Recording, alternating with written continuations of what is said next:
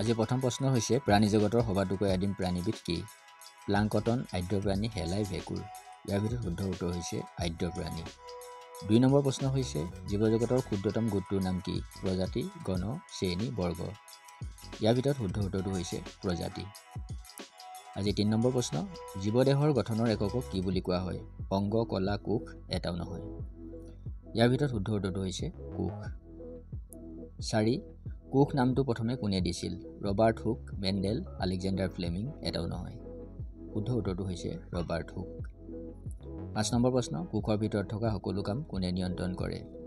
ইয়াত 4টা অপশ্যন দিয়া আছে আৰু এই অপশ্যনসমূহৰ ভিতৰত শুদ্ধ উত্তৰ হৈছে কোষ কেন্দ্ৰ।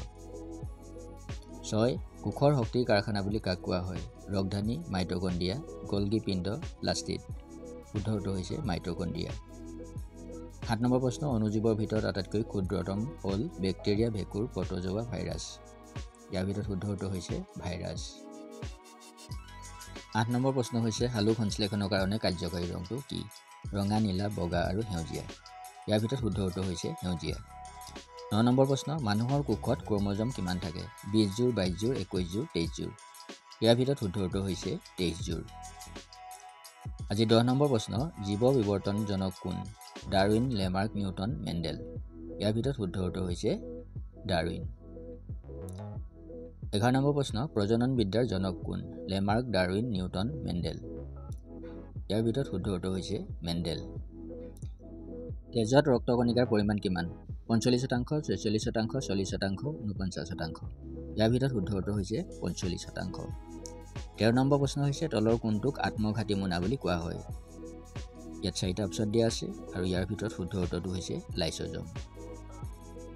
14 নম্বৰ প্ৰশ্ন আলেকজেণ্ডাৰ ফ্লেমিঙে কি আৱিষ্কাৰ কৰিছিল? Penicillin, vitamin, quinine, anaesthesia. শুদ্ধ উত্তৰ হৈছে পেনিচিলিন। 15 নম্বৰ প্ৰশ্ন মানৱ শৰীৰত তেজৰ সঞ্চালন হোৱা কথা কোনে আৱিষ্কাৰ কৰিছিল? 4জন বিজ্ঞানীৰ নাম দিয়া আছে। ইয়াৰ ভিতৰত শুদ্ধ উত্তৰ হৈছে উইলিয়াম হাৰ্ভে।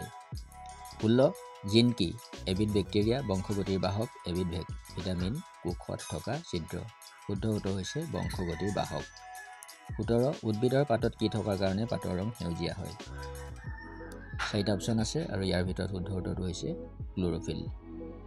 18 কোনবিধ ৰোগৰ প্ৰতিষেধক ৰূপে ট্ৰিপল এণ্টিজেন ভেকচিন দিয়া হয়? ইয়াৰ ভিতৰত শুদ্ধ উত্তৰটো হৈছে হুপিং কাহ। দাঁত আৰু হাড়ৰ গঠনৰ বাবে কোনবিধ ভিটামিন অতি প্ৰয়োজন? Vitamin A, B, C, D. ইয়াৰ ভিতৰত শুদ্ধ উত্তৰ হৈছে ভিটামিন ডি। আজি 20 নম্বৰ প্ৰশ্ন হৈছে খাদ্যত লৌহ পদাৰ্থৰ অভাৱ ঘটিলে কি ৰোগ হয়? জণ্ডিছ, বমি, ৰক্তহীনতা, স্নায়ু দুৰ্বলতা। শুদ্ধ উত্তৰ হৈছে ৰক্তহীনতা। আজি প্ৰশ্নোত্তৰ শিতানত ইমানেই প্ৰশ্ন আছিল। ধন্যবাদ।